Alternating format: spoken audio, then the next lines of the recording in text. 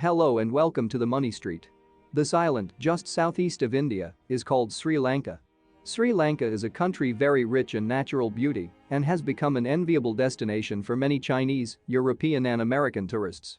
As a result of such tourism, Sri Lanka's economy was booming and the population was enjoying a higher standard of living than its neighboring country, India, and being an island, Sri Lanka was heavily dependent on international trade. But then, if everything was perfect, what happened?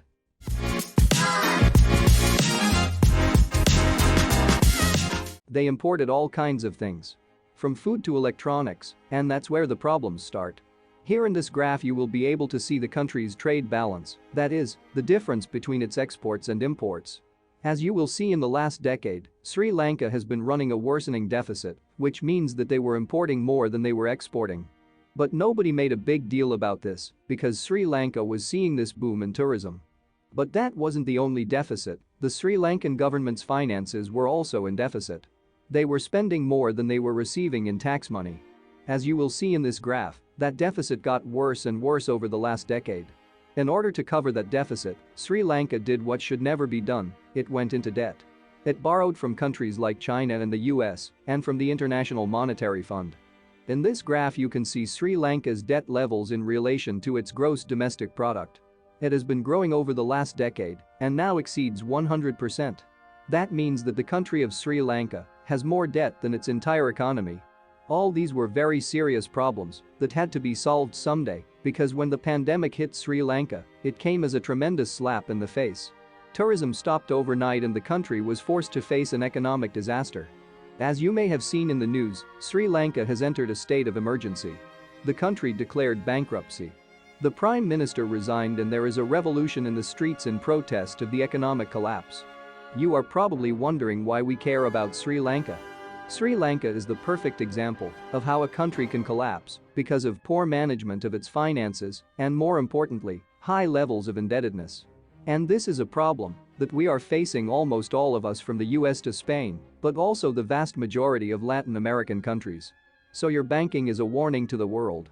In this video I am going to explain why we are seeing a global debt crisis and how this is a perfect storm that could show us many cases similar to Sri Lanka in the future. Why do I say we are in a global debt crisis? As the pandemic hit, the debt levels of all countries skyrocketed to levels never seen before. Let's take the US as an example.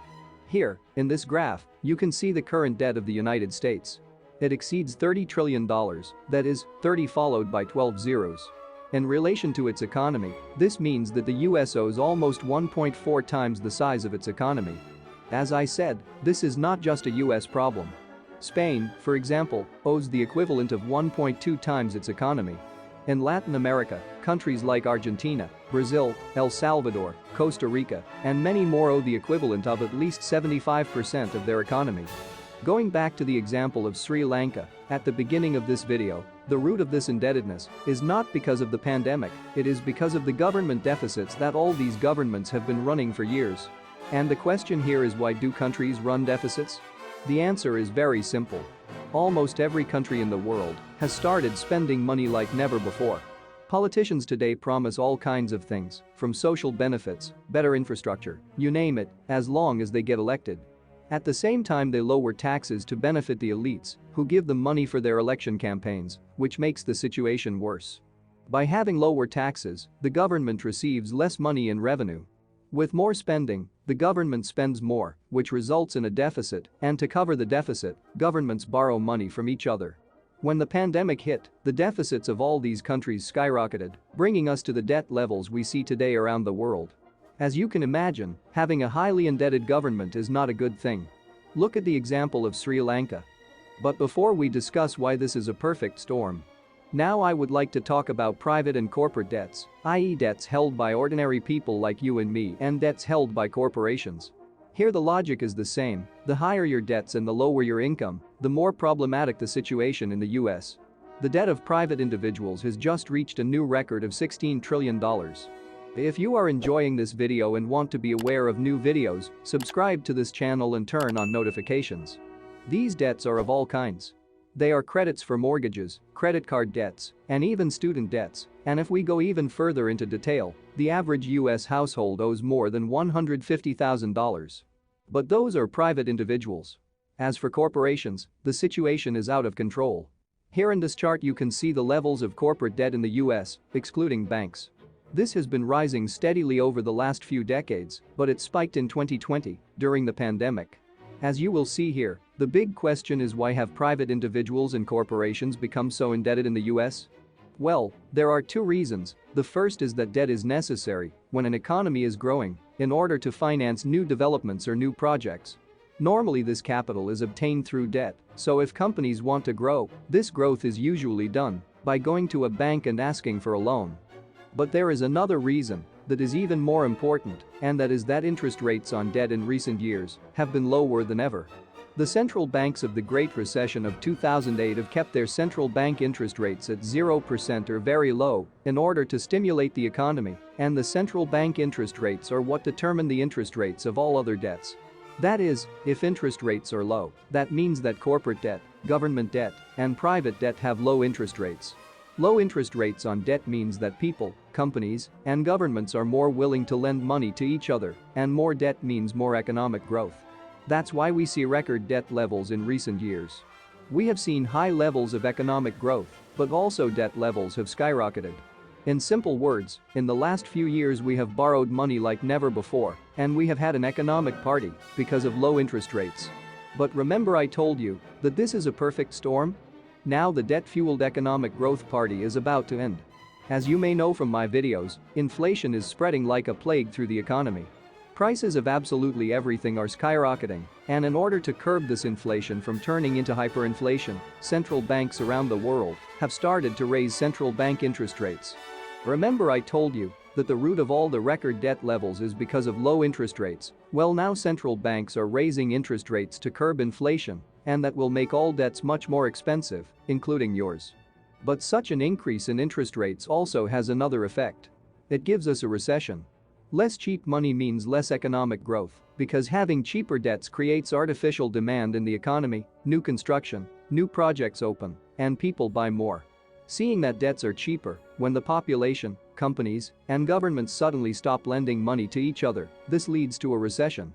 So imagine, individuals, companies and governments are having record levels of debt. Those debts started because of low interest rates. Now interest rates are going up, and the economy is about to enter a recession. This is indeed a perfect storm. Without economic growth, the profits of all companies go down as they have less sales. In order to lower their expenses, companies lay off employees, and unemployment goes up. Now add high interest rates to this whole equation, and it becomes a horrible scenario for the world economy. Many people, companies, and countries will not be able to pay these interest rates and will go bankrupt. Remember what happened in Sri Lanka? The country declared bankruptcy, is in a state of emergency, and the people revolutionized the government. The situation is chaotic, where starving people are protesting in the streets. The government palace has been invaded, and there is no solution in sight. But now I want us to stop talking about private and corporate debts and go back to governments. Sri Lanka, now that it is in a state of emergency and has economic chaos, in desperation is asking for international aid. But here unfortunately there is no such thing. Nobody is going to lend you money without you improving your financial situation. In the case of your bank, the government is asking the International Monetary Fund for help.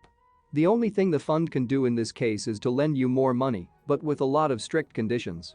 One of the conditions is going to be to close the government deficit by raising tax levels on its citizens and businesses, and also to lower its social spending. The reason I focus on Sri Lanka is because this may be the first case of many of a country going bankrupt. Many media and economists are calling Sri Lanka as a warning to other nations, both Asian and Latin American. We have countries in extremely delicate situations throughout Latin America that have very high debt levels, have high inflation and tremendous government deficits. Add to this a dollar that is stronger than ever, and you have a risk that your country could end up like Sri Lanka. But back to the thesis and the central theme of this video, global debt levels are at new records, and governments, corporations and individuals are at sky-high debt levels, and interest rates are now starting to rise. Just to give you an idea, 30-year mortgages in the US used to have an interest rate of less than 3%.